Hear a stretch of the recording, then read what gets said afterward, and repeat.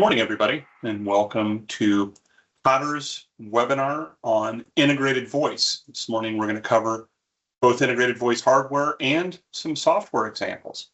Just so everybody knows, all of your microphones are muted. If you have any questions, please feel free to type them in the chat box. I will take a couple of breaks throughout the course of the presentation to answer those questions, and we should have a couple of minutes at the end as well.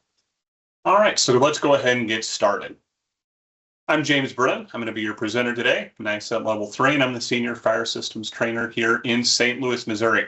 Been in the industry for the better part of 20 years, and I've done just about everything there is to do, from being a technician and national account commissioning specialist.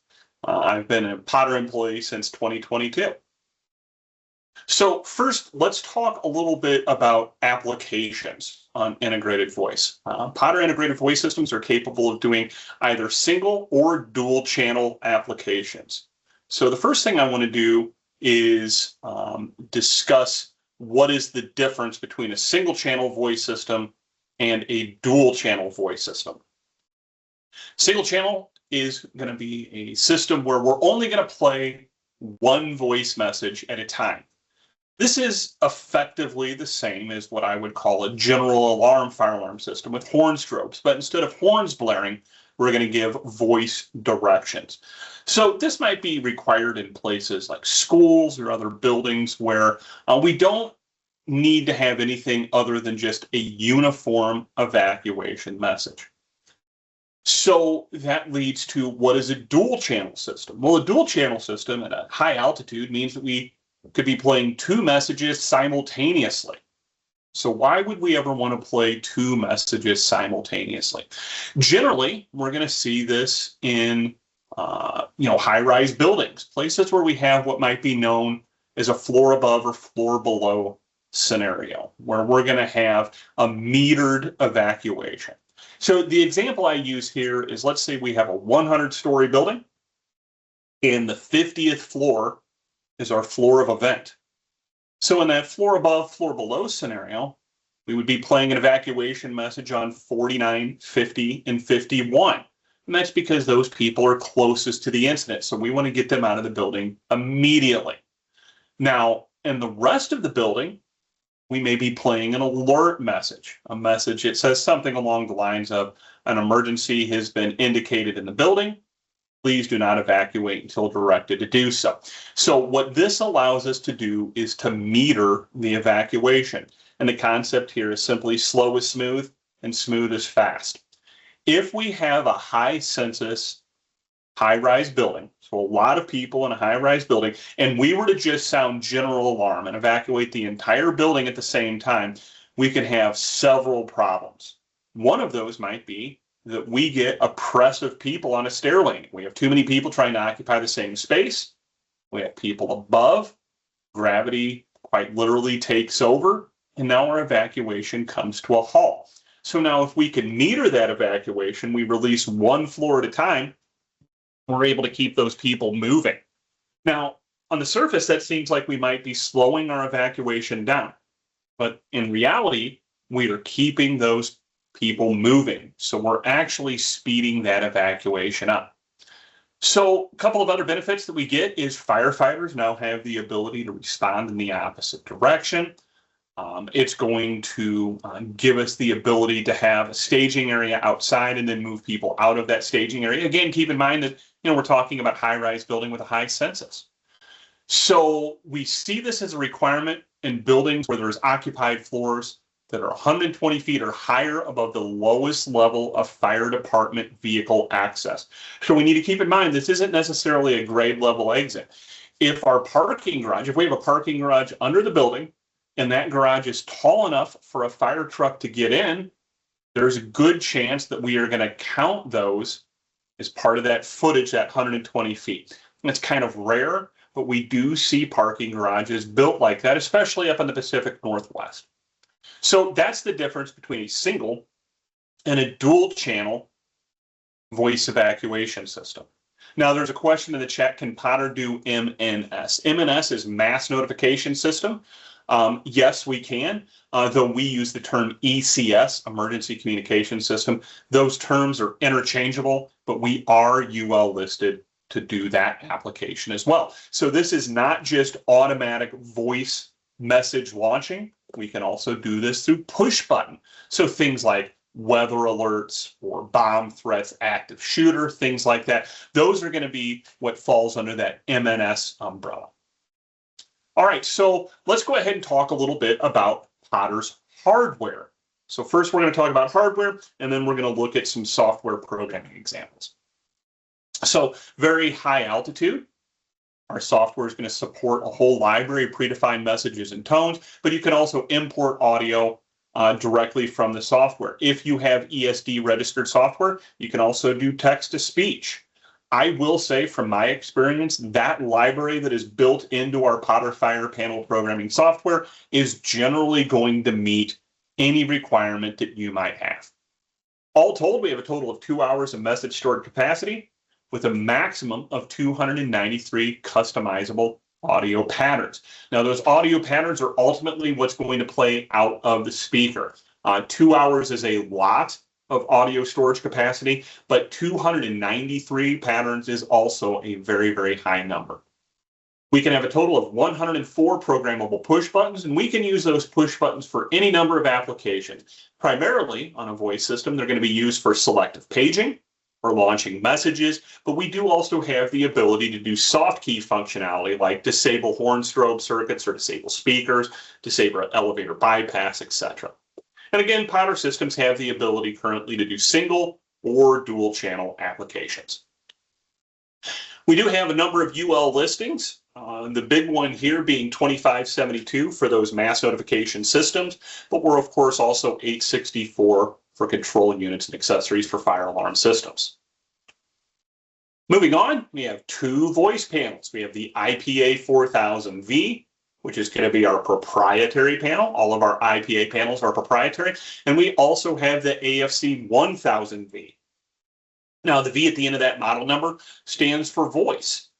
For anybody with familiarity with Potter's lineup of fire panels, the IPA 4000V is nothing more than an IPA 4000 panel with a voice card added to it.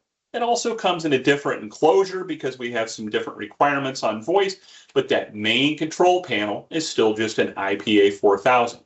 Now the AFC 1000V, same thing applies. It's going to be an AFC 1000 in a different enclosure. Now the IPA 4000 can host a total of 31 amplifiers, regardless if they're single or dual channel, where the AFC is going to be limited to 10. Now the vast majority of our amplifiers have 8 speaker circuits. So that IPA 4000, we can have nearly 250 speaker circuits. That is a lot. That is a lot. AFC 1000 may have a total of 80 speaker circuits, which again, that's a pretty high number, and that's going to meet most applications.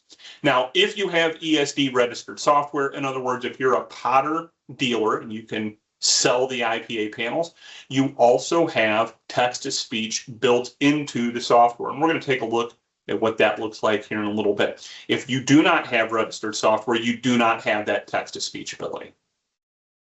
There's the inside of a control panel. Let's take a look at the bits that make up a Potter integrated voice control panel. So up top, that's going to be the main panel. In this case, just an AFC 1000, no different than any other AFC 1000. So what makes this a voice system? Well, that's going to be the VM 1000. I like to refer to this as the MP3 player of the system. This is where we're going to have that 2 hours of audio storage. This is also where our microphone's going to plug in. This is basically the voice gateway for our integrated voice system. Of course, we also have the microphone. It's worth pointing out that the microphone is the linchpin of any voice system.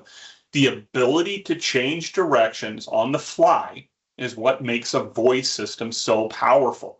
So without that microphone, there's really not a whole lot of reason to do a voice system. But now we have the ability to change those directions on the fly. On the front of the enclosure, we have a bank of buttons known as the SB8, and this is included and required because it has some system-level buttons on there. Now, we'll talk more about all of those buttons here in a moment, but that does come with this, in this case, AFC 1000V. It also comes with the IPA 4000V. Last and certainly not least is going to be the SB24. If those 8 programmable buttons on the SB8 are not going to be enough for you, we will offer additional buttons in the form of this SB24. Now, this is an accessory card, and it needs to be purchased separately, but we can mount a total of 4 of these in the front of our control panel enclosure, giving us 96 buttons there, plus the 8 on the SB8 for a total of 104 programmable buttons. So let's take a look at the VM1000. This is what it looks like. Of course, this is just a schematic drawing. But again, 2 hours of message storage on this card, total of 293 customizable audio patterns. In the software, we have a nice library of predefined messages and tone, as well as offering the ability to import or record files directly from our programming laptop. So let's take a look at the terminals. Well, from a technical standpoint, this is kind of the important part. First set of terminals we have are going to be P-Link. These are just standard P-Link terminals, negative, positive, A and B, because this is how this device is going to report its troubles back to the control panel, as well as the control panel telling this device what message to play and when. There we have our P-Link addressing diff switch bank 1, 2, 3, 4, 5, values of 1, 2, 4, 8, 16, etc. Now, I do want to take a second here and talk about addressing of the VM1000. This is the only P-Link card that Potter offers that has an addressing requirement. And what I mean by that is you have to have a VM1000 at address 1. My recommendation would be leave the one in the control panel at address 1. That is effectively the master VM1000. Every other VM1000 would be a slave to the card at address 1. But we have to have a VM1000 at address 1. So that's very, very important to understand. Moving on, we have sets of terminals for V-Link. Now, this is going to be our low-level audio backbone. This is what's going to carry audio from this VM1000, whether it is a pre-programmed audio pattern or audio from the microphone, to our amplifiers. Now, we're going to have versions of this in remote microphones as well, and we're still going to use the V-Link there. So that V-Link is going to be our low-level audio backbone. Now, you're going to notice we have terminals that are out and in. So much like the PSN 1000, out is going to be for class B. In that case, we'd require a 15K end-of-line resistor, and the in terminals would be for a class A return. We are only going to use the in terminals on the VM1000 that is set at address 1. We will not use the in terminals on any other VM1000. This is only if we're doing class A, and this is only going to be on the VM1000 at address 1. Moving on, port 1 and port 2. These are our Ethernet ports. So on a non-voice system, we program our system through the PCOM port on the control panel. On a voice system, it's going to be a little bit different. We're going to run an Ethernet jumper, which is included with the control panel. We're going to run an Ethernet jumper from port 2 on the VM1000 to the PCOM port on our control panel. And now we are going to program through port 1. And that is because the control panel does not have 2 hours of audio storage. The VM1000 does. So now we're going to have to program through this card in order to drop that audio off on this card. So again, port 2 on the VM1000 is going to go to the PCOM port on the control panel. And then now port 1 is going to become our programming port, or the port that we would use to tie to the network, or if we've got any other sort of Ethernet requirements, that's the port that we would use to get out to those larger Ethernet networks or whatever the case might be.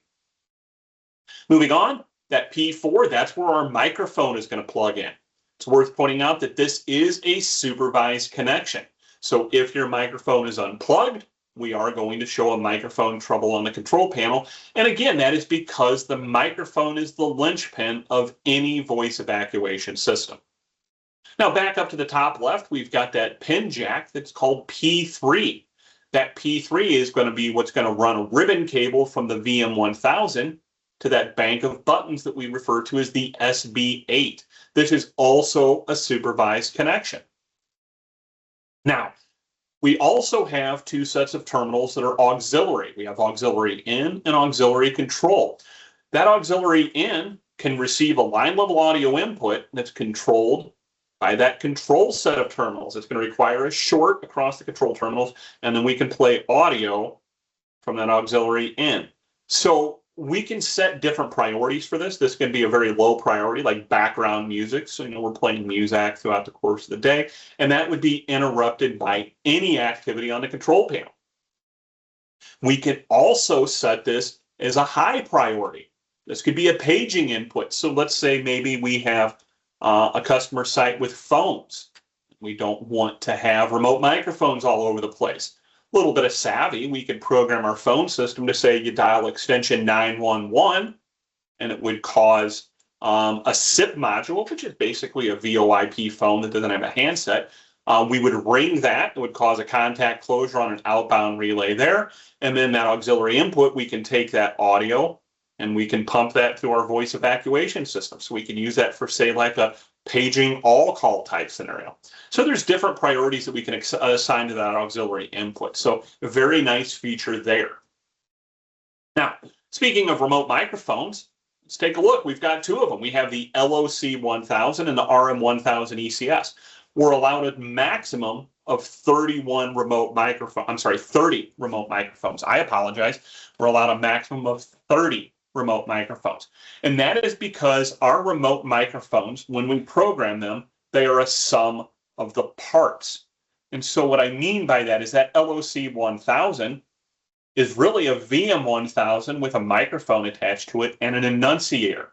Well, I already have a VM1000 at address 1. We are still limited to 31 of any one distinct P-Link device type. So that means that I'm only going to be allowed 30 additional VM1000s. Now, the RM1000, it's the same story, slightly different. It'll make sense when we get into the software, but it's effectively the same conversation. We can mix and match the LOC1000 and RM1000 ECSs on our system. So the point here is the LOC1000 gives us full system control through the built-in enunciator and a total of 104 buttons that we can mount on the face, where the RM1000 ECS is a much smaller remote microphone, and we're only going to have 8 programmable buttons. It is worth pointing out that those buttons are going to mirror the buttons on the main control panel. So the SB8 is going to mimic buttons 1 through 8 on the control panel, and the SB8 on the LOC1000 is going to mimic those as well. And then with the LOC1000, we can also mount SB24s in there, and they would mimic those buttons 9 through 104 that we have on the main control panel. So we're only going to program the functions of those buttons one time.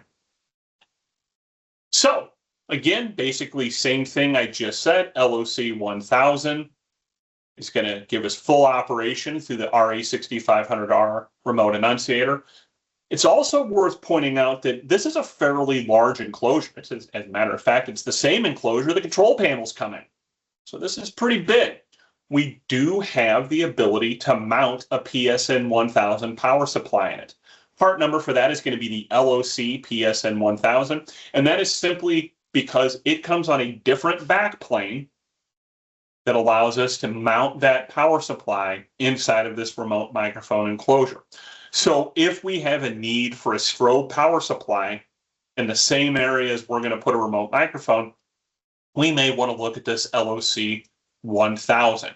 Again, the RM1000 ECS is going to be a small remote microphone option. Only 8 buttons there, where the LOC 1000 we can have up to 104. So speaking of all these buttons, let's go ahead and take a look. The SB8 is required, and it comes with our control panels and the LOC 1000. Primarily, we're going to program these buttons for launching messages or selective zone paging. However, we also have other soft key options that we can attach to these buttons. So we're not limited to just paging and ECS or MNS message launching. We do have other things that we can do there. Now, this is required because of the system level buttons that this bank of buttons has. So what are those system level buttons? Well, we've got all call, That's going to be all call paging. We have ECS reset. So resetting the fire alarm is not necessarily going to, well, it's not going to reset an ECS message launch. We're going to have a different reset button for that. And control has to do with giving or getting control of a remote microphone or bank of buttons. Moving on, SB24, we're not going to have those system level buttons, but what we do have is the ability to add additional paging or additional message launching buttons, as well as the ability to do other soft key functions. So what are those soft key functions? Those soft key functions are going to be activate outputs, disable inputs and outputs, disable outputs only, lamp test, and HVAC restart. So we can do those other soft key functions as well as selector switch, which would be the function that we would use for paging, or the function of ECS, which is what we would use for message launching. So let's talk about our amplifiers. We've got a fairly robust lineup of amplifiers. We have single channel amplifiers, which can only be used in single channel setups. We have dual channel amplifiers, which can be used in single or dual channel applications. And then we have our integrated amplifier. Now that integrated amplifier is a single channel amplifier. The part number is SCA5070INT. It does not come in an enclosure. It comes on a double wide stacker bracket like you see there on the left. This is a maximum of a 50 watt amplifier that you can run at 25 or 70 volts. And this is going to be powered by a NAC circuit. It's not going to be powered by AC like the rest of the amplifiers. And the concept here is maybe you have a small voice evacuation system. Maybe it's a small school. Internally, we like to call this the movie theater amplifier, where we don't need a whole lot of gas in the tank. 50 watts is going to be enough. 4 speakers is going to be enough for us. So now we have this amplifier that we can mount in our main enclosure. We don't need a separate enclosure. Now, this being powered by a NAC circuit, it is worth pointing out that this is going to consume all 3 amps off a NAC circuit. So you cannot use an IO because those only have a 1 amp output rating. So we do need a NAC circuit with that 3 amp rating.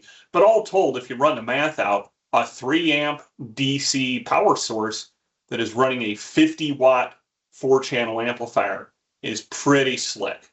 So those are going to be our amplifier lineups. Single channel, we have 25 and 70 volt. We have some that we can select 25 or 70 volts. Where on the dual channel, out of the box, they're all 25 volt speaker outputs. And if we need a 70 volt speaker output, there is an accessory card that we would need to use in the form of the 7DV-1000. So let's talk a little bit about dual channel amplifiers. Of course, if we have a single channel system, we can use single channel amplifiers, but if we have a single channel system with a requirement for a backup amplifier, we are going to use a dual channel amplifier in single channel mode, and we can set that up for an internal backup. And what that means is the channel 2 amplifier, for lack of a better term, backs up the channel 1 amplifier. Now, another application where we might use a dual channel amplifier in a single channel system is we can effectively double the amplifier's output power. So if we have the DCA 10025, that is a 100 watt amplifier when being used in dual channel mode. If I'm using that in single channel mode with no backup scheme, that now becomes a 200 watt amplifier. So that can be very, very useful.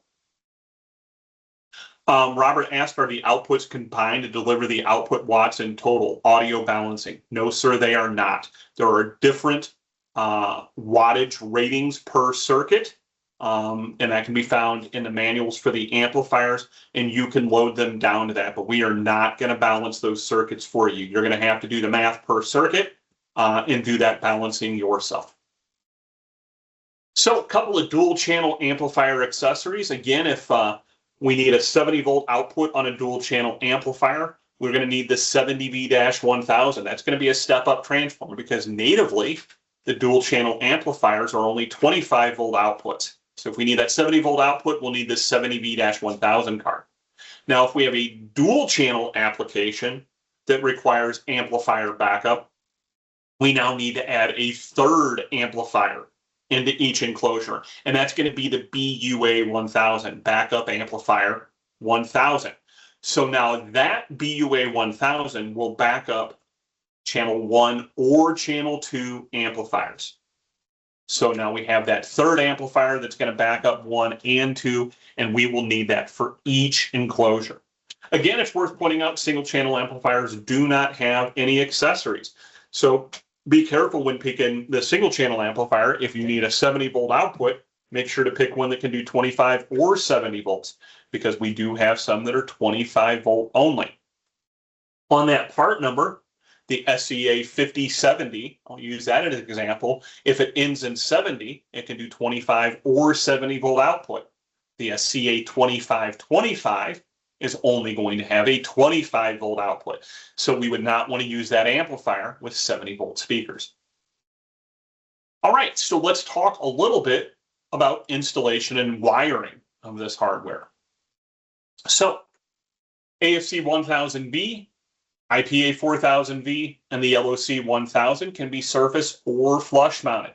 And that is because that dead front is slightly larger than main enclosure, so you don't need a special kit for those flush mount applications. Now, these enclosures are a little bit bigger than non-voice enclosures. They're measuring about 28 by 20 by about 4 1/4, and they have about a 5/8 of an inch overhang from that main enclosure to that dead front. They are different than our main enclosures in the fact that the outer door is on pins, so we can open it and lift it off, and the inner door is also on hinge pins. So we don't have to pull that entire dead front off in order to get to the control panel. Now, the remote microphone RM1000 ECS is noticeably smaller. It's 10 inches by 9 inches by 3. So noticeably smaller than 28 by 20 by 4 1/4. So big difference there. One thing I do want to highlight is we do have some pre-power connections. So before you power up the control panel, a couple of things to keep in mind. Number one, we want to give that VM1000 P-Link before we power up the control panel. And that is simply because in the panel's boot up cycle, it asks, is there a VM1000 attached to me? If that VM1000 is powered up, it's going to answer yes. And the benefit that that offers is now the panel writes a little temporary program that is going to allow us to program through the VM1000 to the control panel. So to that point, we also want to have that Ethernet cable from port 2 on the VM1000 going to the PCOM port on the main control panel. We're definitely going to want to have both of those plugged in, wired up before we give that control panel AC power. If you don't, you give that panel AC or battery power, I should say. The panel's going to ask that VM1000 query. If the VM1000 isn't powered up, of course, it's not going to respond. And so it's going to think it's just a regular AFC 1000 or IPA 4000, and you're not going to be able to program through that card. So to that point, if you call tech support, it's kind of laughable, but what they're going to tell you to do is turn it off and turn it back on again. You know, wire it up and then turn that control panel off and turn it back on again so the panel can re-query for that VM1000. And since that VM1000 would then be powered up, we would get the affirmative response. So at a minimum, that VM1000 needs to have P-Link, needs to be set at address 1, needs to have the Ethernet cable from port 2 on the VM1000 to the PCOM port on the control panel. Now, I'm also going to recommend wiring in the microphone and the SB8 simply because those are supervised connections. It's not going to cause us issues in terms of sending that initial program, but the panel is going to report a microphone connection trouble and an SB8 trouble because those are supervised connections. So if we're already doing this work with the P-Link and the Ethernet from port 2 to the control panel, we might as well go ahead and plug in that microphone and get that SB8 ribbon cable set as well. Worth pointing out that that SB8 ribbon cable is keyed on both sides, so it's going to have a little notch. You're only going to be able to plug it in one way. So again, let's kind of touch on those terminals on the VM1000. I know we already discussed this, but I want to highlight a couple of additional things. Again, we have to have that P-Link pre-power up. The main VM1000, we're going to want to set to address 1. Any other VM1000s can be any other address other than 1. Again, it's worth pointing out here that we're allowed to have multiple devices at address 1, but they have to be different. What I'm trying to say here is a VM1000 can be set for address 1, a PSN 1000 can be set for address 1, an SLC loop card can be set for address 1. What I cannot have is multiple VM1000s set at address 1. Now, on the V-Link side, we have V-Link 1 and V-Link 2. Again, that V-Link is going to be that audio that we're going to push downstream to amplifiers, whether it's from the main control panel or remote microphones.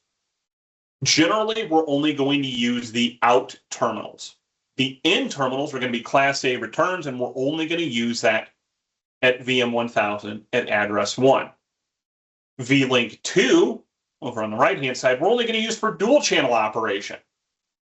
If we have a single channel, we're going to use V-Link 1. If we have dual channel, we're going to use both V-Link 1 and V-Link 2.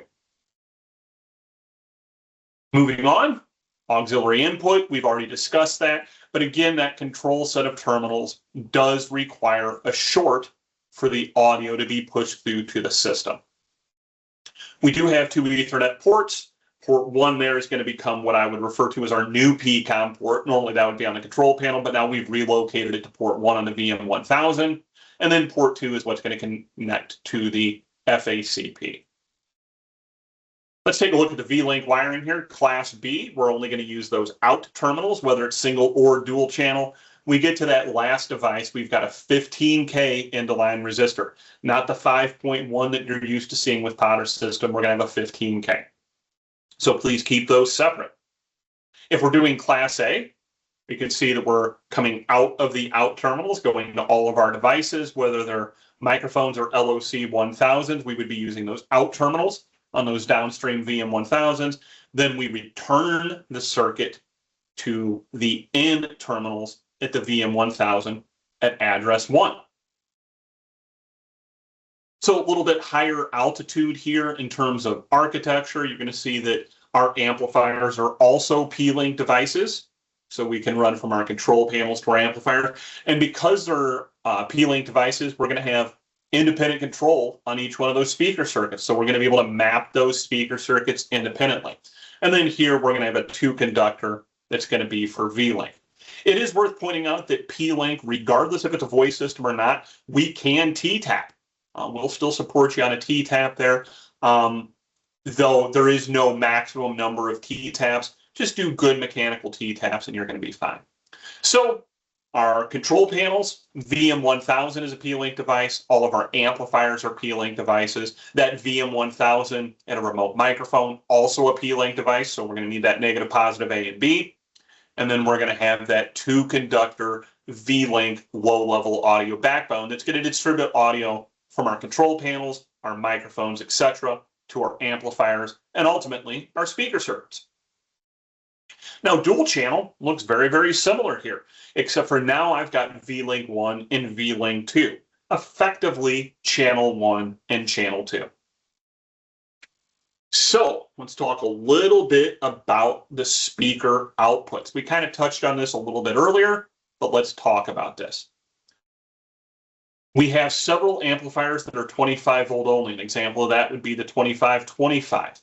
If I need a 70 volt output, that model number is going to end in 70. So the SCA 10070 is going to be a 100 watt amplifier that I can run at either 25 or 70 volt speaker outputs. On single channel amplifiers, speaker circuit 1 has a maximum of a 100 watt rating, regardless of the total wattage output on the amplifier. So be careful. We can have 100 watts total on speaker circuit 1. Every other speaker circuit has a 50 watt rating. So on the 5070 INT, again, this does not come with an enclosure. It's going to come on that double wide stacker bracket card. This can be mounted in the main control panels. It can be mounted in the PSN 1000E.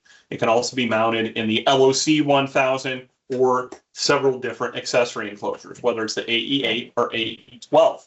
Now, because this has that 70 in it, we can set this for 25 or 70 volt output. Total of a 50 watt output, but we can run it in 25 or 70 volt mode. All of the speaker circuits on this amplifier have a 50 watt rating, even though it's only 50 watts total. Every speaker circuit has a 50 watt rating. And all of our amplifiers have Class A speaker circuit returns built in. Dual channel amplifiers are also rated by their total wattage and their output voltage. So out of the box, natively, all DCAs are 25 volt outputs. We need them to be 70. We can use that 70V-1000, and that'll make that specific amplifier a 70 volt output. Now, there's a little bit of a different conversation on the speaker circuit ratings on dual channel amplifiers, in so much that speaker circuits 1 and 5 both have a 100 watt rating on dual channel amplifiers. Or on single channels, it's only speaker circuit 1. And every other speaker circuit on a dual channel amplifier has a 50 watt rating. So we get two 100 watt circuits on a dual channel amplifier as opposed to just one on single channel. RM1000 ECS, this is a look at that VM1000 inside of it. It's basically the same. It's made a little bit smaller, but it's basically the same as the VM1000. Now you're going to notice here, it's P-Link, negative, positive, A and B, V-Link 1, V-Link 2. We don't have in or out terminals, and that's because these are both effectively out terminals. Of course, we need to address it. That's going to be just to the right of the V-Link. Next to that is our microphone output. And then there is an Ethernet jack that we're really only going to use if we're putting these panels on a peer-to-peer network, and we need to page over the network using this microphone. So not something we're going to use too terribly often. Top left-hand corner, there is that P3 that we're going to use for that ribbon cable going to the SB8 on this enclosure, because again, all microphones have a minimum of 8 buttons via that SB8. So we don't have any wiring requirements, but we do have some fairly strong-handed recommendations. Any wire that is carrying audio, I'm going to strongly recommend using a shielded twisted pair. Maximum impedance on these circuits is going to be 50 ohms, so please bear that in mind. I'm also going to say you might want to ensure that we're not running the V-Link or speaker circuits in the same pathway as we're running, say, our SLC, because we can get some inductive noise off of that SLC. So a little bit of air gap can be very, very helpful there. All right, so that is it for that portion. So now let's take a look at our software. Before we jump into this, I want to see if anybody has any questions. I think I've answered everything in the chat box so far. But I want to see if anybody has any additional questions before we move on.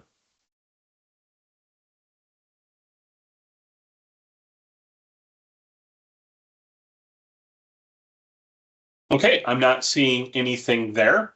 So the first thing we're going to look at, I'm going to do two examples here. We're going to do a single channel example, and then we're going to do a dual channel example. So in general options, you're going to notice that we have a new column over here on the right-hand side that's going to be our voice options. First thing is our system single or dual channel? So for this example, we're going to stick with single channel.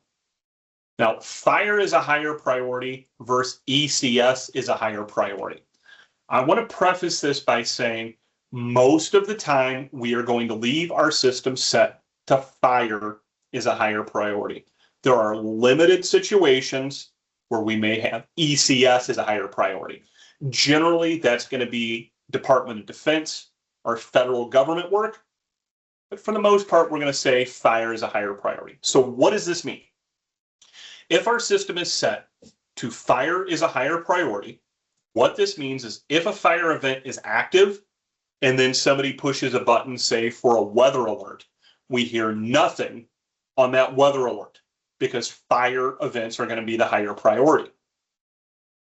Inversely, if ECS is a higher priority, exactly the opposite is going to happen. If we launch an ECS and then a fire event occurs, we will not hear the fire event. I'm going to take this one step further. If we're set for fire as a higher priority and I launch a weather alert message and then a fire event takes place, we are going to interrupt that ECS message with the fire message. And obviously the same is going to hold true for ECS. If I have a fire event that is active and then we launch an ECS, that fire event is going to be interrupted by the ECS. Now, this is going to seem very limited right here, right? There's applications, there's times where we want fire to be the higher priority most of the time, but there may be certain ECS messages that we want to have interrupt that. And we have the ability to do that on a zone by zone basis. So when we get into the zone programming portion, we will discuss that. But understand this is kind of a broad brushstroke. For the most part, is fire a higher priority or is ECS a higher priority? So to that point, generally we're going to leave this set as fire is a higher priority. Okay, below that we have reset audio pattern after paging. So this is kind of an interesting conversation. I am going to say on a single channel system, we most likely want to have that checked. So let's say we have an automatic fire event on our single channel system, right? And somebody goes to page. After we page, we're going to start that fire message over from the very beginning. So on a single channel system, this makes sense. If we're on a dual channel, this might not make sense. So let's talk about this in a dual channel scenario. I'm going to say in dual channel, we're generally going to leave this unchecked. Now, I want to say here very quickly, please do not leave this webinar saying this is the way that we are always going to do things. I'm just trying to explain behaviors to you. Always defer to your system sequence of operations. So on a dual channel system, if we have reset audio pattern after paging, we might have a problem. So again, let's go back to that 100-story building. 50th floor is our floor of incident. We're playing evacuation on 49, 50, and 51. The other 97 floors, we're playing that alert message. An emergency has been indicated in the building. Please don't evacuate until directed to do so. So now the question is, where are those directions to evacuate going to come from? Well, of course, they're going to come from us paging to the 52nd, 53rd, 54th floor, etc. If we have a dual channel system and reset audio pattern after paging is selected, here's what's going to happen. We're playing evac on 49, 50, 51. We're playing alert on every other floor. We page to the 52nd floor. 52nd floor, please evacuate, or whatever that page may be, right? When we're done paging, we most likely do not want the message, do not evacuate until directed to do so, to come back on. We've just changed that direction. So if that is unchecked, what is going to happen after paging is now we're only going to play the tones from that message. So we don't want to go silent. We don't want there to be no noise, but we certainly do not want to tell the occupants to not evacuate until directed to do so. So this is how we're going to approach that with a dual channel. Reset audio pattern after new event. Now, this is kind of inverse. On a single channel system, I'm going to say that we do not want to check this box. Because the point there is now we have this singular evacuation message that's playing through our entire system. And if a smoke detector in room 203 goes off, let's say that there's already been one that's gone off in 201, now one goes off in 203. I don't know that I think stopping that message, wherever it's at in its cycle, and restarting it over again makes very much sense. Just keep playing the message. We'll see those new events on the annunciator. Now, in a dual channel system, we probably want to check this box. And that is because let's go back to that 100-story example, right? So 50th floor is our floor of incident. We're playing evacuation on 49, 50, 51. We're playing alert through the rest of the building. So what happens if I have a new event on 75, right? So that alarm message is somewhere in its cycle down there in 49, 50, and 51. If we just pick that message up wherever it's at, in its cycle up on 75, that can be very confusing to the people on that floor. So we probably want to have this reset audio pattern after new event check, because now when we have that new event, the message is going to stop. It's going to go back to 0 and it's going to start over again. Now, to the people on 49, 50, and 51, they've most likely been listening to this message for a while. And so it's just going to seem like a temporary hiccup. The message is just going to stop and it's going to start over again. But they've already been given the appropriate direction to evacuate. So on a dual channel system, we probably want to have that box checked. Enable automatic active all call is exactly what it sounds like. If we grab the microphone and we start the page, any active speaker circuits are going to be selected for that all call. Now, we're going to talk about the all call button here in a little bit, because it is a little odd on a Potter system how we need to program that. But just understand this, that if that is selected, we grab the microphone, we start the page, we are going to page to any active speaker circuit. Enable override chirp is kind of an interesting one. If this is enabled and ECS is in use, overridden fire speaker circuits will periodically indicate that overridden status with a small chirp. This is not something we're going to use too terribly often. Again, this kind of falls more in that world of Department of Defense or federal government work, because they're using a different standard than we use in most of the civilian world. Enable latching page.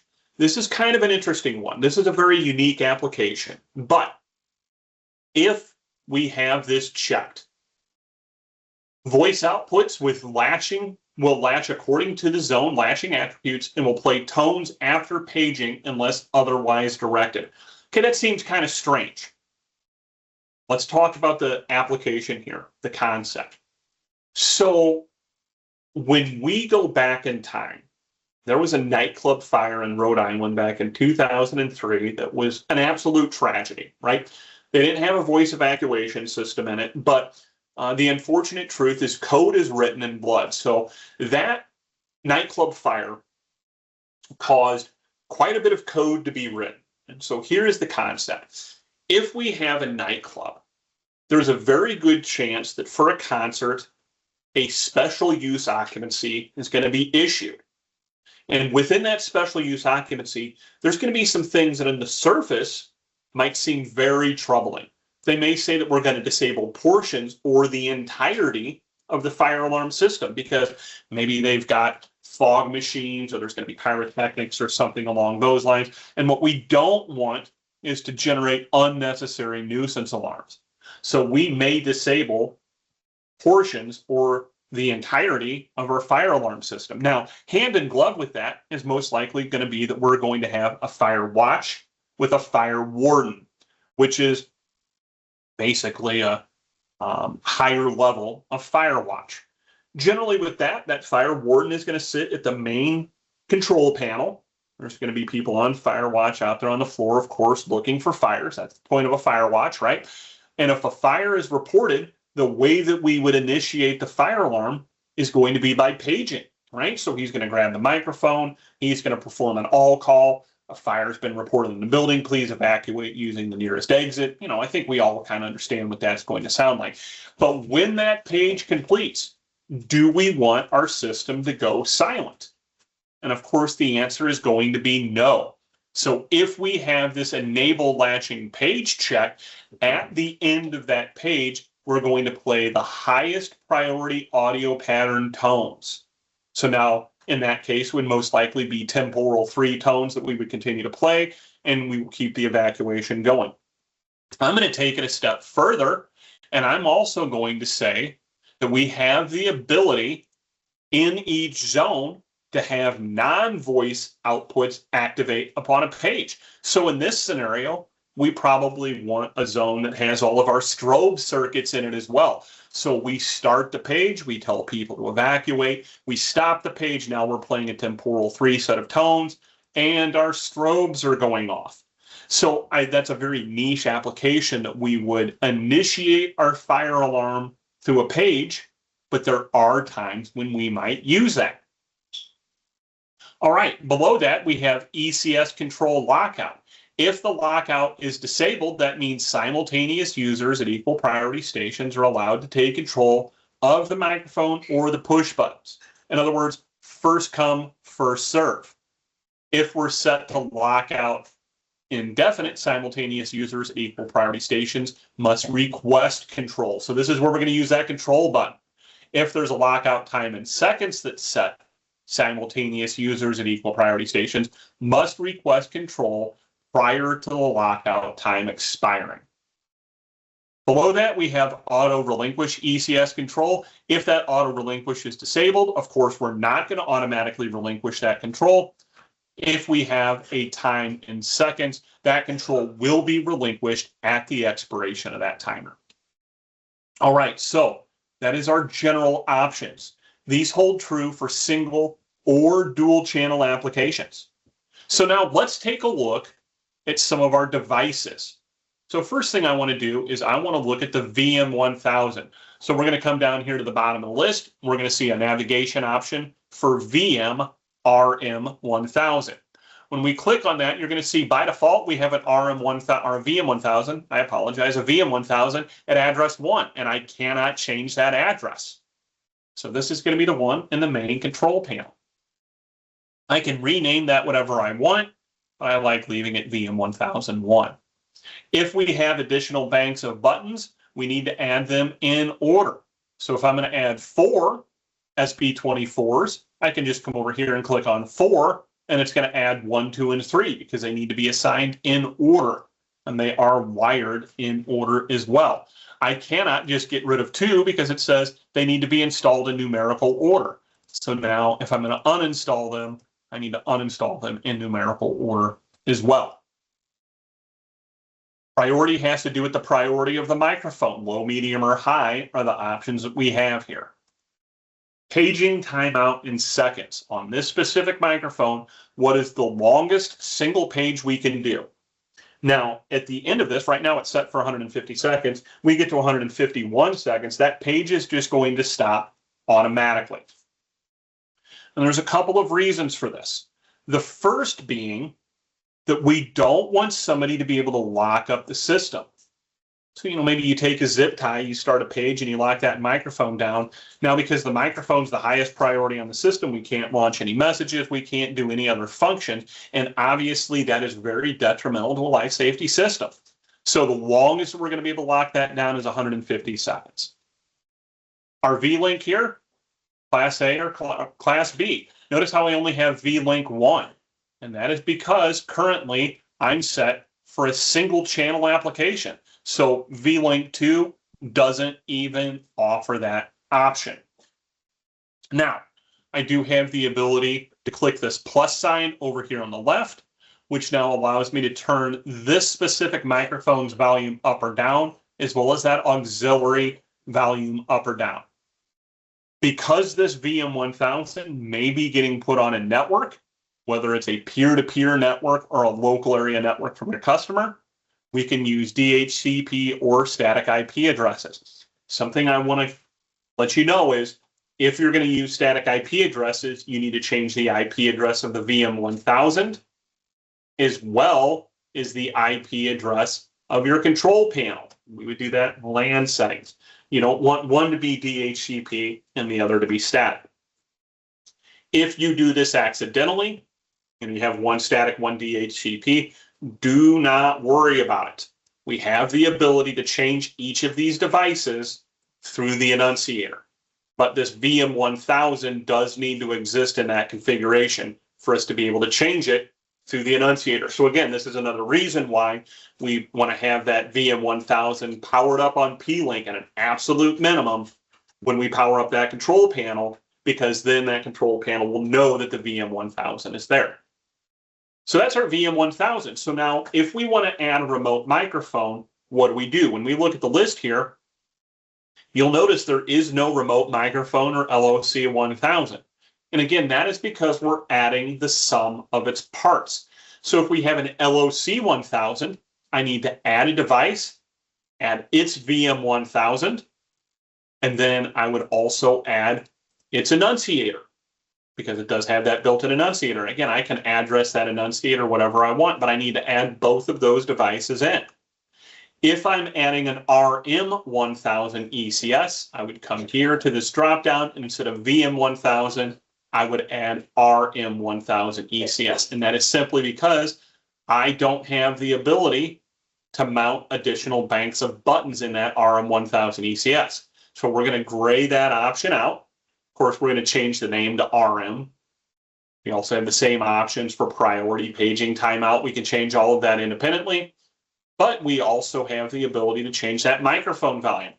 Notice that there is no auxiliary input on this. That is because the RM1000 does not offer that auxiliary input, but it does have an Ethernet port. If I were to change this to a VM1000, I do have that auxiliary input available, and I would be able to map that separately. So something to bear in mind there. If we're adding a remote microphone, we're going to add the sum of its parts. If it's an LOC 1000, I need to add a VM 1000 and an annunciator.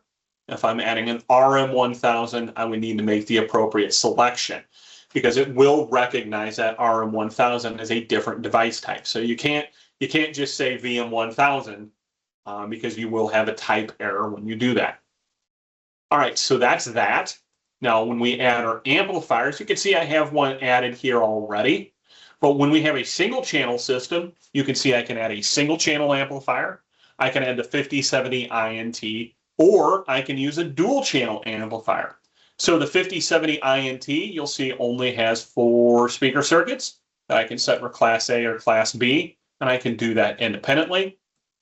If I go to just a regular single channel amp, I have all 8 speaker circuits available that I can independently change Class A or Class B.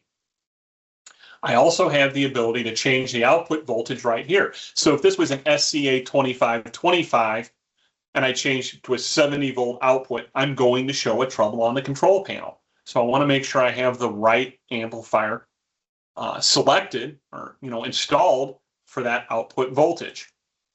So there's my 25 volt output. Single channel amplifier, no backup scheme. Now, I can do a dual channel amplifier out of the box, set up for 25 volts. If I need 70 volt output, it reminds me I need to install the 70V-1000, right? And right now, let's say this was the 10025 with the 70V installed with no backup scheme. I now have 200 watts of single channel audio available.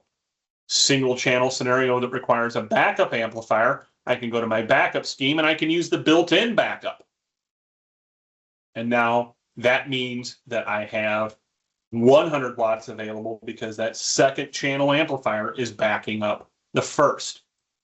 So for this, we're just going to go back to the 5070 INT. I've got my Class A returns there. Because it's the ends in 70, I can run it in a 70 volt output. So now let's put some meat on the bone. This is what I think makes Potter Integrated Voice stand out. Audio patterns. Audio patterns are what is ultimately going to play out of our system. So give me just a second here, because one thing I sometimes forget to do, and I may have to look this up.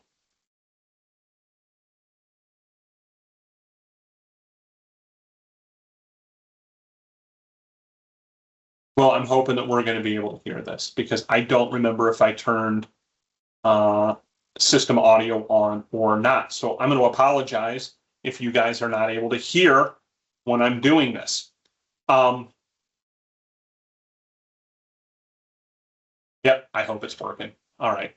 Sorry about that. A little bit of a deviation there. So our audio patterns are going to be made up of audio sources. Audio sources are ultimately what's going to be stored on the VM1000. And we're going to take those sources and we're going to build patterns out of them. So first thing we want to do is go to audio source, and you're going to see this is our library. This is that built-in library I've been talking about.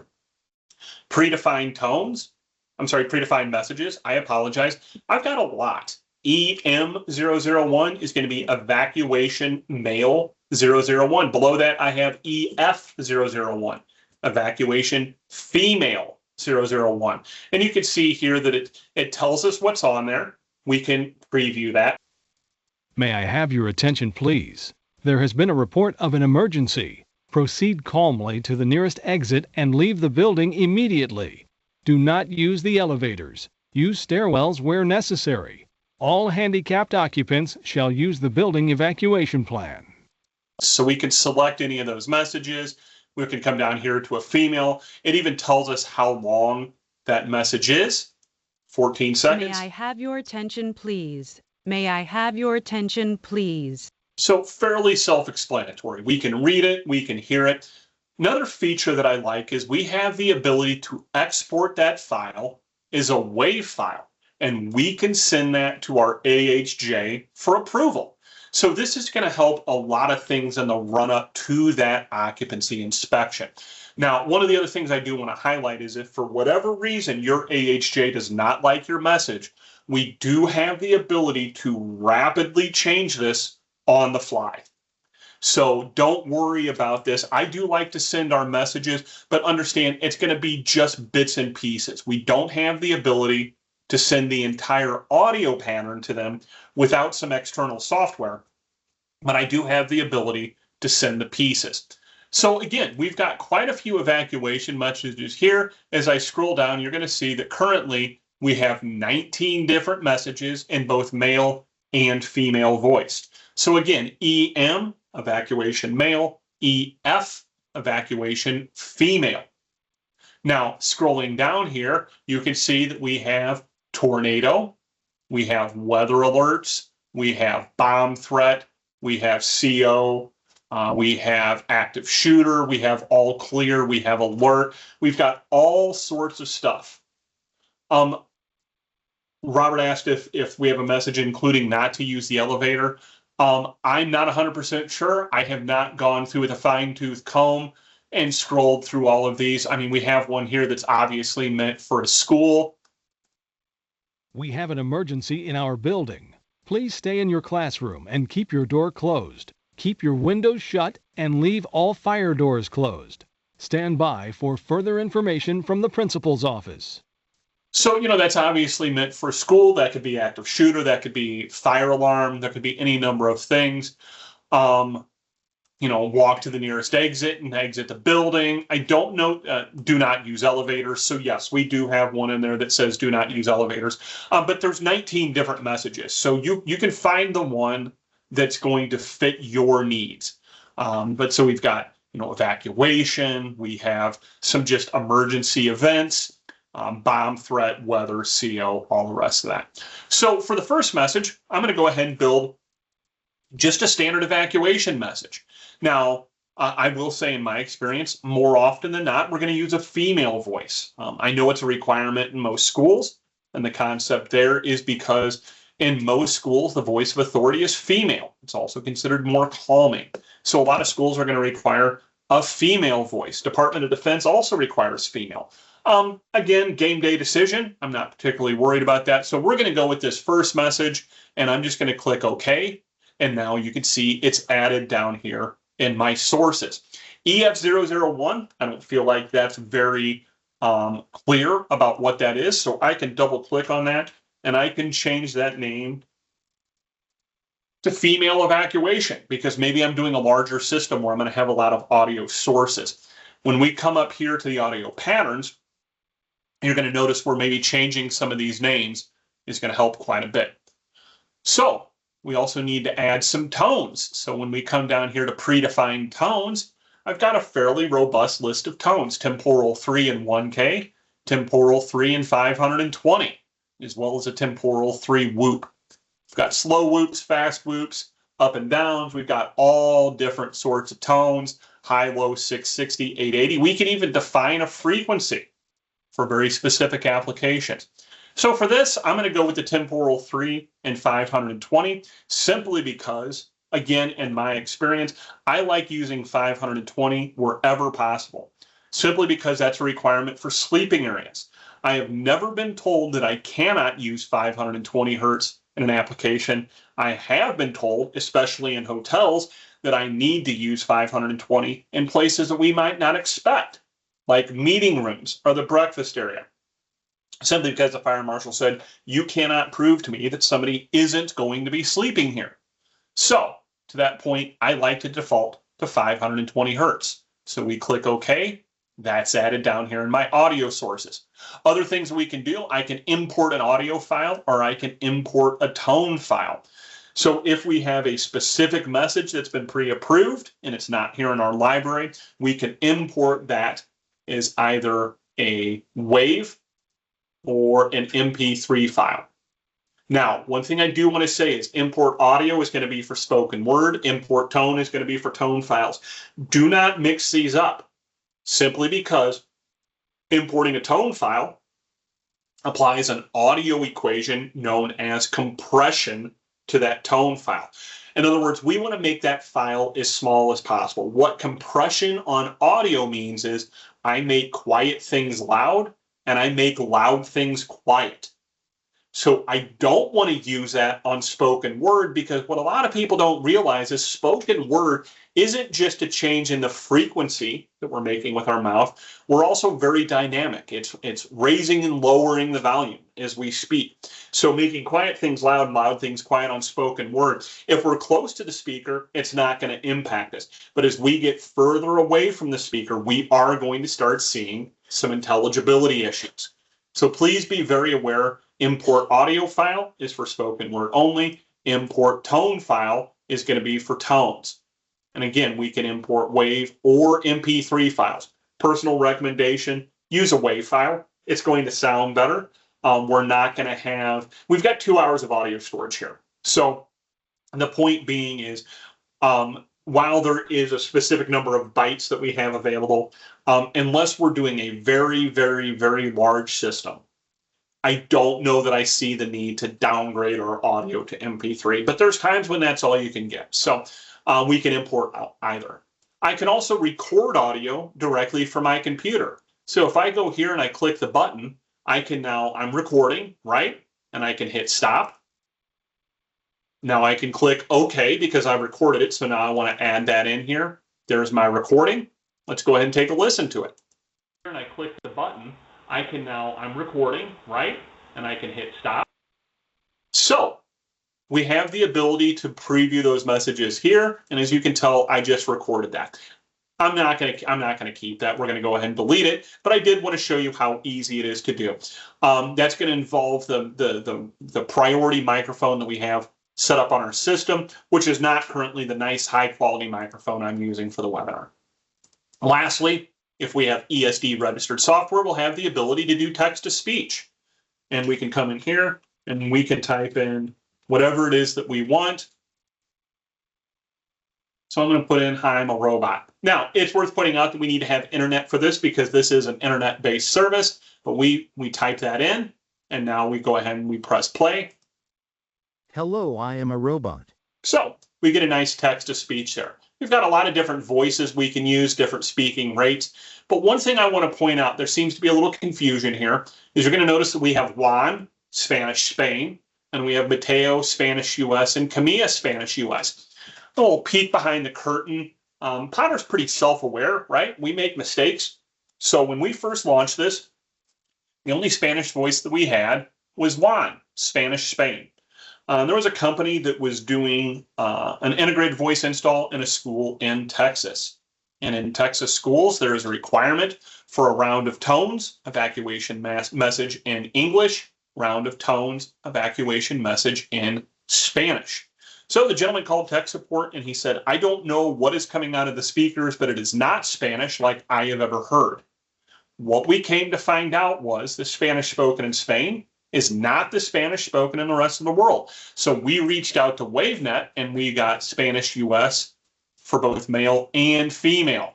So that's going to be a lot more natural sounding to people who are Spanish speakers here in the Americas. Now, it does a fairly good job. Now, what I'm going to say here is I am not a native Spanish speaker, so I will use Google Translate. We can put in whatever language we want here. So I'm going to start in English. I'm going to translate it to Spanish.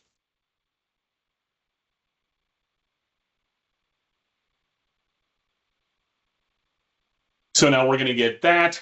I'm sure you guys know Google Translate. We can preview. Hola, por favor, evacúen. Okay, so that's great. I can now just copy this out of here. I can go back to my software. We can put it in. I guess it would help if I thought I copied it. Okay. Control V, paste it in. There we go. So now we've got Mateo. Hola, por favor, evacúen.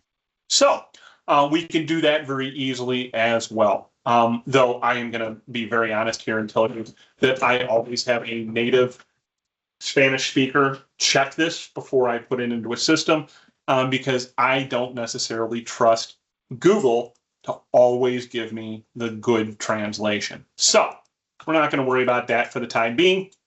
Right now, we have the couple of audio sources that we need to build an evacuation message. So now I'm going to come up top and I'm going to add a pattern. And you're going to see right here, I just have new pattern, right? So let's go ahead and call this fire evacuation. And you'll see why we want to name these patterns here in a minute. So there's our fire evacuation pattern. And now I need to start adding sources. So I'm going to click add. First thing I want is my tones. So I'm going to click my tones there. It's selected, click OK. And now you can see that we've populated with the tones. Click add. Now I'm going to add that female evacuation portion. Now I have tones and a female voice. So we have the ability to preview the pattern. So let's go ahead and take a listen. May I have your attention, please? There has been a report of an emergency. Proceed calmly to the nearest exit and leave the building immediately. Do not use the elevators. Use stairwells where necessary. All handicapped occupants shall use the building evacuation plan. Okay, so we have a couple of problems here. The first is code says we need to do 2 rounds of tones. All we had was 1. Second is I need to have this message play indefinitely, right? So how do we do that? Well, the first thing we need to focus on is that 2 rounds of tones. So I'm going to come up here and I'm going to click that temporal 3. And when I do, notice how quite a few options up here ungrade. The big one being group. So I'm going to click the group button. And when I do, how many times do I want that to repeat? Well, currently it's set for 1. I want it to repeat twice. So now I press 2, I press enter, and you'll notice I have a 2x bracket underneath that. So now let's listen. There's my first round of tones. There's my second round. May I have your attention, please? There has been a report of an emergency. Proceed calmly to the nearest exit and leave the building immediately. Do not use the elevators. Use stairwells where necessary. All handicapped occupants shall use the building evacuation plan. Okay, so we're getting closer, right? We've got our 2 rounds of tones and then our voice evacuation, but the message does not play indefinitely. So you'll see here that this is selected. It's kind of bluish there as opposed to that kind of very light gray. So if I press and hold the shift key and then I select evacuation, you're going to notice now that they're both selected. And now I can either go to group here or I can right click, go to group, and now I want it to repeat forever. So now they're both selected and I say forever. I click OK. Now I've got a 2x bracket under my tone and I've got a forever bracket underneath the entire pattern. First round of tones. Second round of tones. May I have your attention, please? There has been a report of an emergency. Proceed calmly to the nearest exit and leave the building immediately. Do not use the elevators. Use stairwells where necessary. All handicapped occupants shall use the building evacuation plan. And then we cycle back to the tone. So now we have a message that is going to play forever. So very little bit of work here. You're going to notice here I have a 4-second tone message, a 21-second evacuation message, so a total of 25 seconds, and I have now built a pattern that is going to play forever. So out of that 2 hours of storage, I've consumed not even 30 seconds, and I've built that fire evacuation message. So that's how we build a pattern. There's going to be some larger discussions to have when we get into dual channel, but for single channel, this is probably going to be about all that we're going to have. We may have some other push button messages, but we'll come back to that in a second. So now let's go to zones. Actually, before we do, I do want you guys to see that I've done some points just out of the box here, right? So I've got some pull stations, I've got some tampers. Oh, that's supposed to be a water flow. Let's fix that here. I've got some flows, I've got some tampers, I've got some smoke detectors. You can see I've got some strobe circuits out there on halls. I've got a couple of different bells for water flow risers, etc. So I'm not going to build all of this stuff out, but let's go ahead and do some basic stuff. So if you've ever sat through my software presentations before, you're going to know I don't like programming in zone 1, and that has to do with our learn command. So I'm going to go ahead and start programming my system here in zone 2. Going to add a new zone, and let's say this one is going to be water flow, right? So I'm going to name this zone water flow, and then I'm going to grab those water flow switches. So we're going to bring both of the water flow switches in here, right? We would bring in all of our strobes. So, you know, this would be like building evacuation. Of course, I'd want it to be non-silenceable. I'd want it to be latching. But I want to add in that fire evacuation pattern.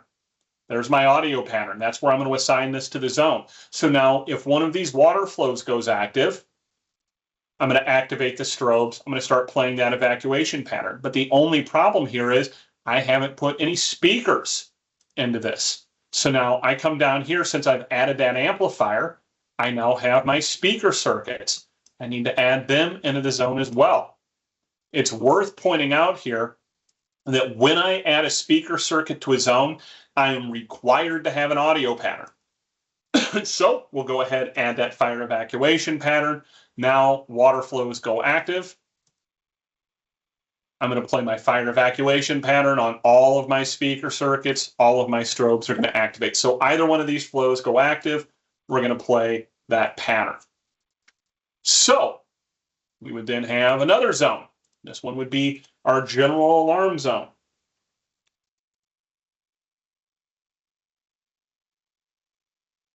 So general alarm.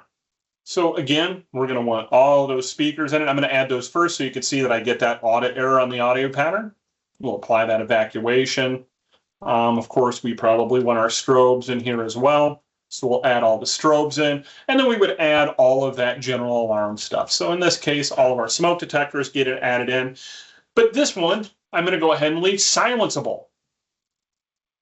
I'm going to leave that silenceable and latching. So difference in rules between silenceable and non-silenceable. That water flow goes active. I hit the silence button. My strobes are going to continue to sound or fire. My speakers are going to continue to sound that fire evacuation message.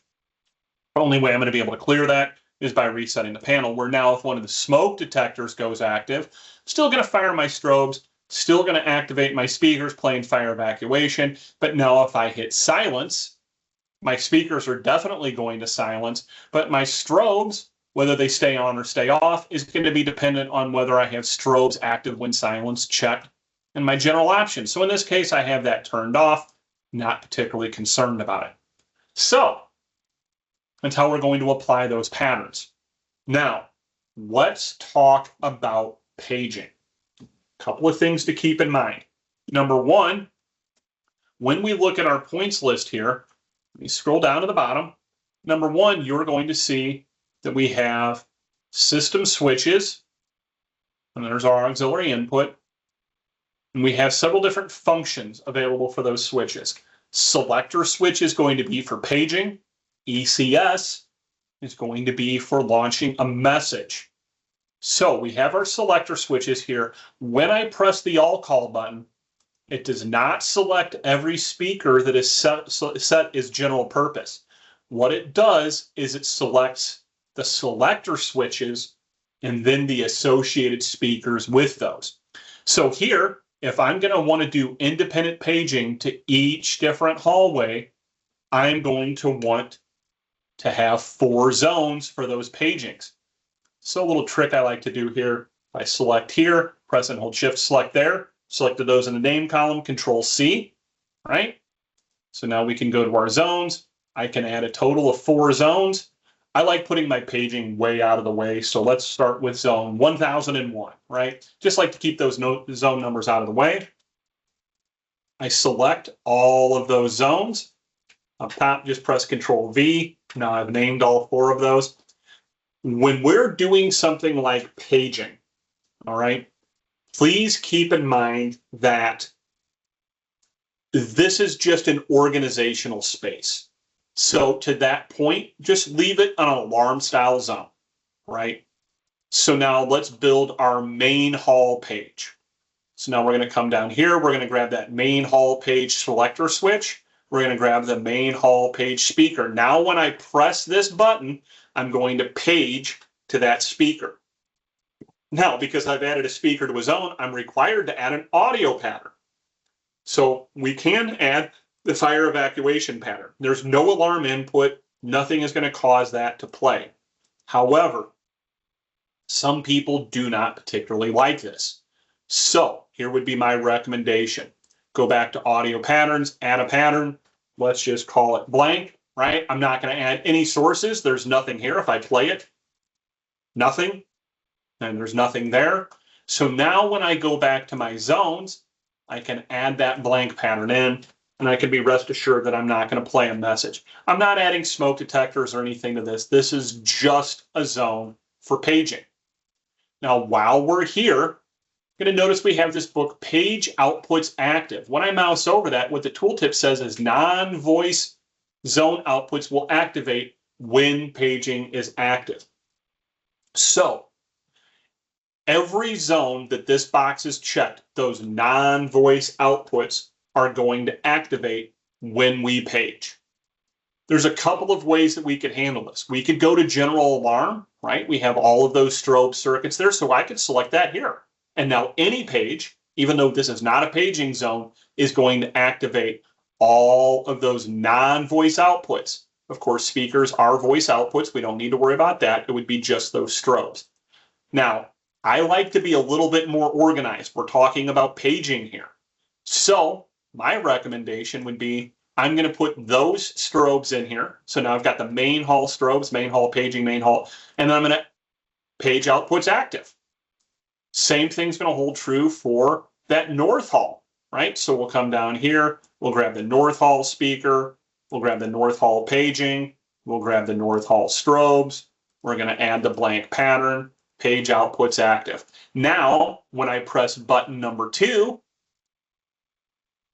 I'm going to page to the north hall. Where here, I press button number 1, and I'm going to page to the main hall. Rinse, lather, repeat. West, west, west. Blank pattern, page outputs active. South hall, same thing. South hall speaker, south hall page, south hall strobes. I want those strobes to go as well. Blank. So now, when I page to the main hall, the strobes in the entire building are going to activate because all of these zones have that page output active. And I don't know that that's necessarily a bad thing. Most of the time, this is going to be used in an emergency event. Maybe we're not paging to the entire school. Maybe we are, but I don't know that it bothers me that these strobes are active. But now, since I have 4 zones, I have that selector switch, when I press the all call, all 4 of these zones are going to be selected and their associated speaker outputs, and now I'm paging to the entire system. So that takes care of the paging part. Now let's go ahead and build an ECS zone. I'm going to add another zone. This is going to be for an active shooter. So we're going to make this active shooter. You're going to notice in our buttons, we've got a different function there on that selector switch. It's an ECS function. ECS style inputs need to go into an ECS style zone. And this has to do with that priority, right? And we set the priority as fire as a higher priority or ECS as a higher priority. Well, in this case, fire is a higher priority. What do we want it to play that message to? It's going to be all of those speaker circuits, but I don't want it to play a fire evacuation message. I don't want it to necessarily play nothing, right? So now we're going to come back to our audio patterns. Same thing. We're going to add different sources. Predefined messages. We're going to come down here to the bottom. I've got an active shooter. May I have your attention, please? A suspect with a weapon is on campus. Run, hide, or fight, depending on your location and the location of the shooter. Perfect. That works well for what I'm trying to do. I need different tones. I can't do temporal 3 or temporal 4. Personally, I like this high-low 80-80. Sounds a little bit like a European police siren, so I'm going to go ahead and go with that. We're going to build a new pattern. We're going to go ahead and add that high-low 80-80. We're going to add that shooter message in. And now I want to take a quick second. A lot of times on ECS messages, we see a requirement that that message should not play indefinitely. They only want it to play for a certain amount of time, and then they want the system to silence. Okay, so let's say in this case, we want it to play for a total of 10 minutes, and then we want it to automatically silence. This is where a little bit of math goes a long way. That high-low pattern is 1 second, and then my voice message is 12 seconds. So if I come up here and I say, I want this to play 3 times, that means that that message, 3 seconds plus 12 is 15. If I wanted to go for 10 minutes, I've now got an easy number to work with. So instead of it grouping forever, I'm going to say I want it to play a total of 40 times. That's going to give us that 10 minutes. And now let's talk about what happens here. At the end of this message playing for 10 minutes, the system is just going to go silent. So now let's have an even a little bit more complicated of a scenario. The scenario would be this. What if a fire alarm event initiates the system, right? Okay, we know that we're good, right? So number 1, we have fire as a higher priority. The fire alarm is the one that initiates. So then what happens if we press the active shooter message? Real quick here, just so you guys know, right now it says new pattern. Come back here. I rename it to shooter. When we go back to zones, it's shooter. So it's going to follow that specific pattern.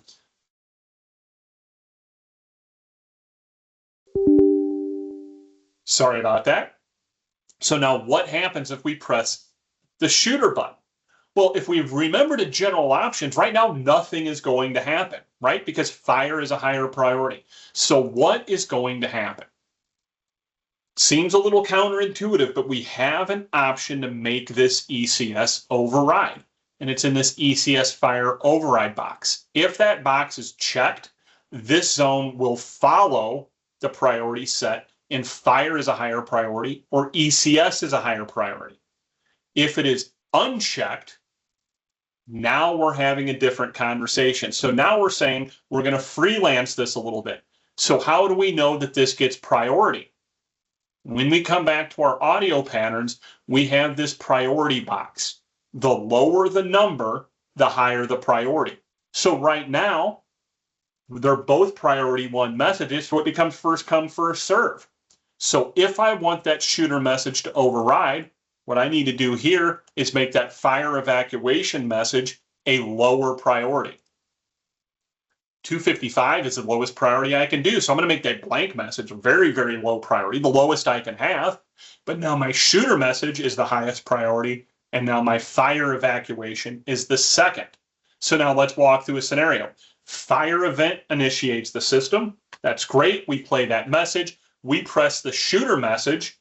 We interrupt the fire message. And now we play the shooter message for 10 minutes. And the way this sits right now, at the end of that 10 minutes, the system goes silent. Okay? Now I know we're getting kind of complicated here, but we don't necessarily want the system to be silent. And again, I want to emphasize very, very strongly, always refer to your sequence of operations. But for this, I'm going to say at the end of that 10 minutes, if my fire event is still active, I would like my fire message to pick up. So again, here's our scenario. Let's say the water flow went active. We're playing our fire evacuation message. Somebody hits the shooter message. We now interrupt that fire evacuation message with our shooter message. And now at the end of the 10 minutes, I want this message to stop and I want my fire evacuation to pick back up. Well, how do I do that? I can click add here at the end, and you're going to notice I have a couple of other things. Here's all my audio sources. I can also add a pause, or I can add an automatic ECS reset. So what this means is the magic finger is automatically hitting that ECS reset button on the SB8, and we don't have to physically touch that button. So now when I add that command on the end, what's going to happen is 3 rounds of tones, shooter message, 3 rounds of tones, shooter message, etc. for a total of 40 loops. When it ends that 40 loops, now it's going to automatically hit that ECS reset button and my fire message would pick back up again. So very useful command there. Very, very useful command.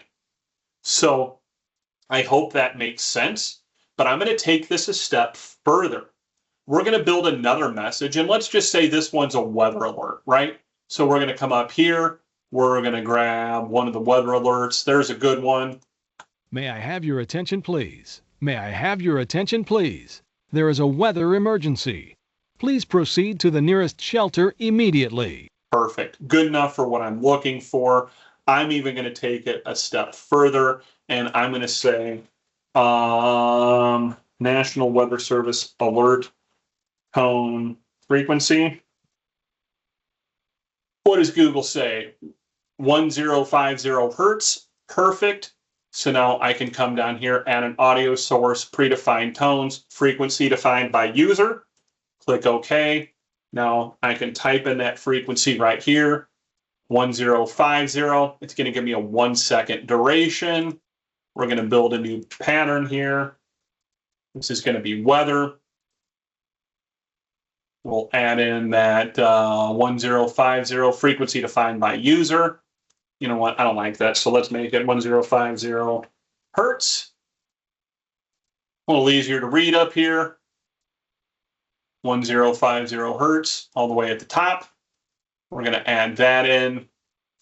We're going to add our weather alert, right? Usually this plays a total of 3 times. We want this whole thing to play for a total of 10 minutes. So I've only got 14 seconds. I'm going to add a 1 second pause in there. We're going to group the whole thing. Again, we've got a total of 10 minutes there. So I want it to play for 10 minutes. I've got 15 seconds, 40 times. I'll add that ECS reset on the end. And then I'm going to make this a lower priority. All right. So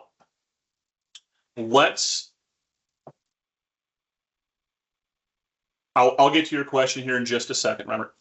So what's going to happen here is this. Let's say I start by pressing the weather alert. I have no other events active. So of course I'm going to play the weather alert. You know, and of course, what does that look like? Well, that's going to look like another zone, ECS style zone.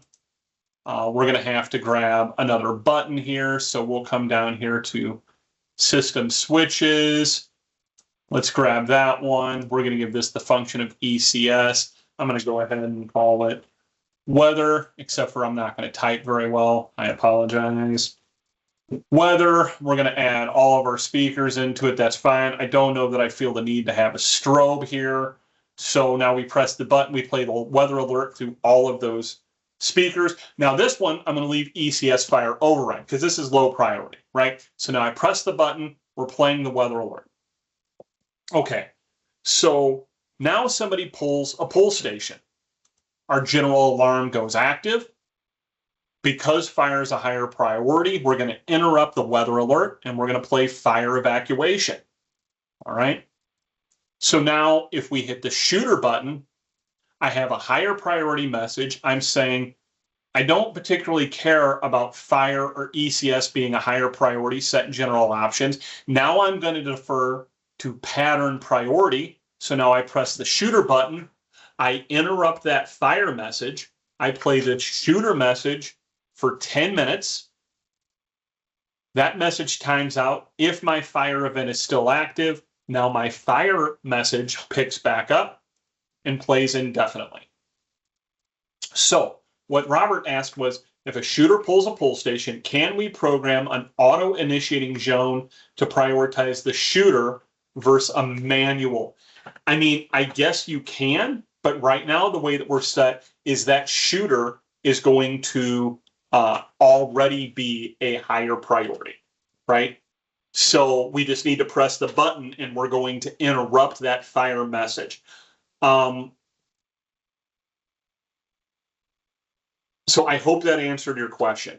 The only way that we're going to be able to launch these ECS messages is going to be through the buttons on the SB8 or the SB24.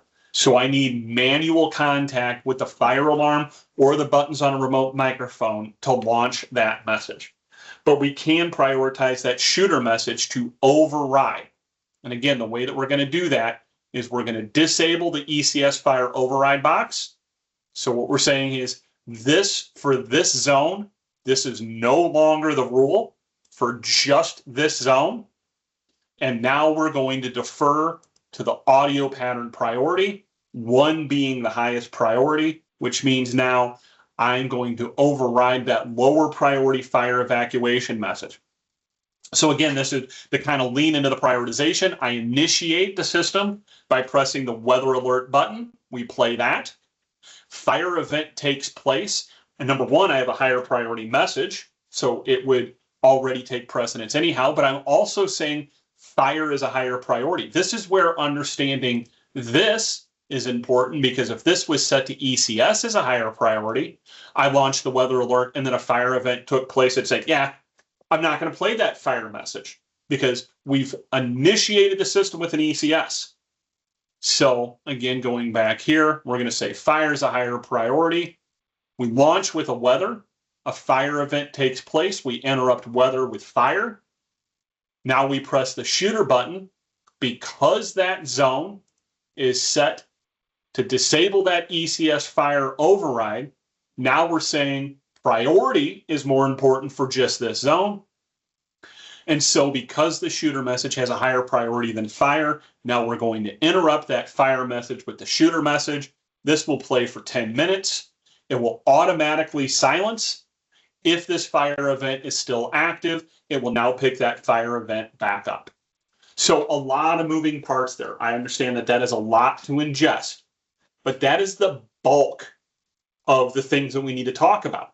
When we go into a dual channel system, a lot of the same things apply. So we're not going to watch me do a bunch of programming. You're going to notice I still have the VM1000. That's all great. I've built some audio patterns here, but notice how I don't have any of them prioritized. So now I'm going to make my evacuation a lower priority than my shooter. I'm going to make my alert even lower, right?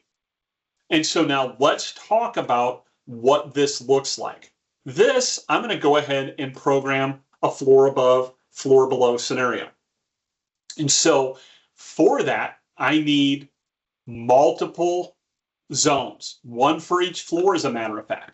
And I've got a little shortcut that I can even show you here. So now if we're doing floor above, floor below, I like going output to input. And here is why. First floor, I'm going to put in my first floor strobes. I'm going to grab my first floor speaker. Notice how I've got DCN using a dual channel amplifier. Second, I put the speaker in. I need to put in an audio pattern. So for this is going to be an evacuation zone. So there we go. We add in that evacuation. And the only place that this speaker is going to exist in terms of evacuation is going to be in this zone. So let's go ahead and make it a paging zone as well. I can bring in that selector switch. And now if I'm doing floor above, floor below, I grab the appropriate detectors from the floor above, floor below. First floor smoke, second floor smoke. So now if either the first floor or the second floor smoke detector goes active, I am turning on my first floor strobe, my first floor speakers. I'm playing my evacuation message. Second floor looks very, very similar. Second floor strobes, second floor speakers, second floor paging, first, second, third floor smoke detectors. Of course, I need to add in that evacuation message. Now you're going to notice here that it says channel 1. For the time being, don't worry about channel 1 versus channel 2. Third floor, same thing. Third floor strobes, third floor speaker, third floor page, second, third, fourth floor smoke detectors. Add in that evacuation message. Fourth floor, very, very similar. Third, fourth, and fifth floor smoke detector. Evacuation message. Fifth floor, same thing, only fourth and fifth. Add in that evacuation message. So now I've built out my evacuation. How do we get that alert? So now let's go to alert. Notice I'm using a system alarm style zone. This is a very slick zone style. I've got all of my speaker circuits in it, no inputs, and I'm going to add my alert message. I'm going to change this to channel 2. Let's talk about why I made these decisions. Number one, I do not need an input in a system alarm style zone because this is now tracking the status of the control panel. Any alarm is going to activate this zone. Now I'm going to play a lower priority message on channel 2. So let's talk about channel 2. Paging will always occur on channel 2. So if my alert message says await further instructions, let's listen to it. What does my alert message say?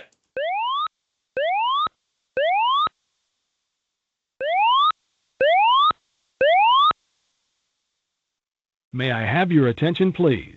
The signal tone you have just heard indicates a report of an emergency in this building. If your floor evacuation signal sounds after this message, walk to the nearest stairway and leave the floor. While the report is being verified, occupants on other floors should await further instructions. Okay. Well, I'm telling people to await further instructions. That's going to come via a page. So this is where understanding our channels is very important. I do not want to interrupt my evacuation message.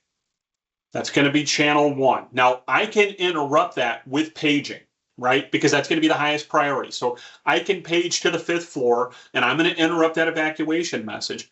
But more importantly is, let's say my 3rd floor smoke detector goes active. That means I'm playing evacuation on the 2nd floor, 3rd floor, and 4th floor. All right. That means my 1st and my 5th floor are idle. I'm trying to play the alert pattern on all 5 of these. Trying to play it on all 5. But let's go look at our priority. My evacuation is a higher priority than my alert.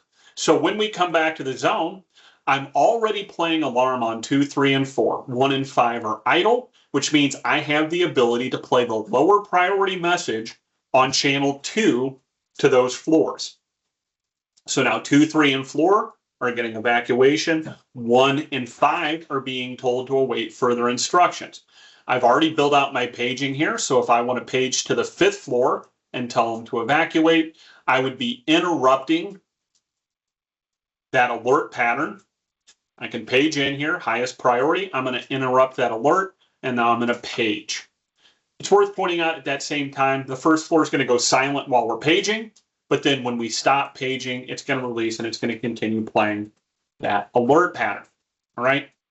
So now let's add in the shooter message. Again, this all looks very, very similar. The difference here is I now have a non-voice output, right? So now if we press that shooter message, my amber strobe is going to activate.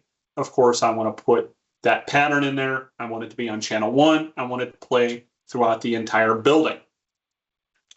If I wanted to override, I would uncheck that box. So now let's walk through the scenario again. 3rd floor smoke detector goes active. I'm playing evacuation on 2, 3, and 4. I'm playing alert on 1 and 5. I press this button. I'm saying I no longer care about fire or ECS being the higher priority. So now I'm going to defer to audio pattern priority Shooter is a higher priority message. I'm now going to play that shooter message for 10 minutes, automatically silence. So I realize that is a lot of information to take in on the voice stuff. It's kind of like drinking from the firehouse. Do want to say fire drill pattern. We can add whatever pattern we want, so it looks like a regular fire drill zone, except for here we've got speakers instead of horns. I've got to put in that pattern.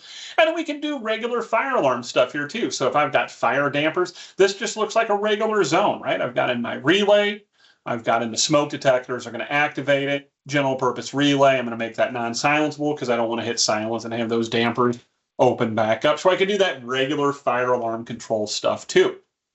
But I've realized this is a lot of information to take in 2 hours. For more information about Potter products, please visit our website at pottersignal.com.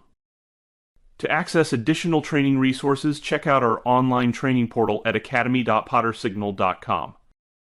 Stay connected with us on social media for the latest updates and news.